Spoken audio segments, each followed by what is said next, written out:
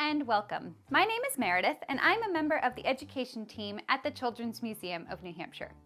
Today's topic in our play-based learning video series is how to set up and facilitate a play-based learning space at home. I know what you're thinking. My child has toys in their room. They have toys all over the living room. We have bikes and hula hoops and bubbles and sidewalk chalk to play with outside. My whole house is a play-based learning space. And that's fair.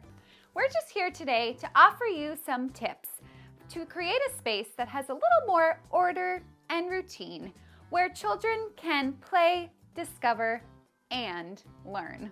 Having an enriching play-based learning space at home doesn't mean you need to make a replica of your child's classroom or even have a large playroom available for them. The important piece here is creating a space that children feel they have some control over, a space where it's okay for them to spread out. However, we know children thrive when they have some boundaries. So if you have a small living space, rather than taking up the entire living room as a play-based learning space, try marking out a section of the floor with painter's tape. Children will see this section and know that it's their special space to create. And then, when it's time to move on to another activity like eating dinner, it will be easier to clean up because the materials will be inside that designated space. Don't worry, I'm not going to tell you to run out and buy a bunch of new items. Your child already has toys that will work great in your play-based learning space. Remember, you're tailoring this space to fit your child's individual needs and interests, and the toys they already have obviously interest them. One tip is to limit the number of toys available in the space. Try a toy rotation. Gather all the toys in your house and put them into different categories. Some ideas for categories would be puzzles, musical toys, building toys, and stuffed animals or figurines. Pick one or two out of each category and put them out for a week. You will be surprised to see how your children rediscover these toys and use them in new ways.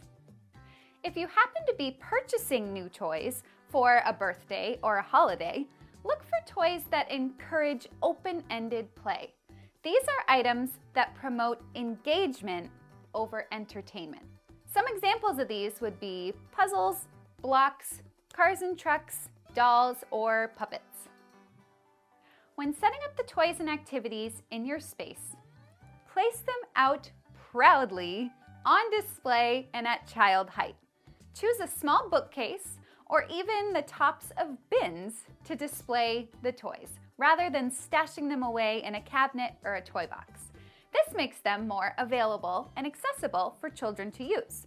Remember, you're limiting the number of toys available, so you'll only have about 8 to 10 activities out at any given time. There are lots of ways to switch up the activities in your play-based learning space. One is the toy rotation that I mentioned earlier. Another is to find things around your house not traditionally thought of as toys and use those in your space. Here are some ideas. Go get some library books. Switch out the books that are usually in that space.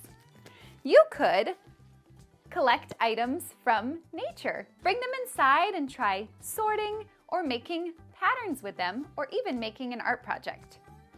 It's always good to raid your recycling bin.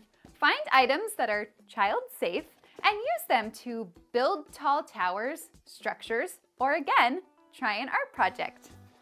Collect items from all over your house and use them to set up a pretend store. Or you could find some fun clothing items and play dress up. Adding new items to your play-based learning space once or twice a week will help keep children interested and spark their creativity. I hope these tips were helpful to you for creating a space at home for children to play. In our next video, we will be sharing even more play-based learning ideas focused on tinkering and problem solving. See you then!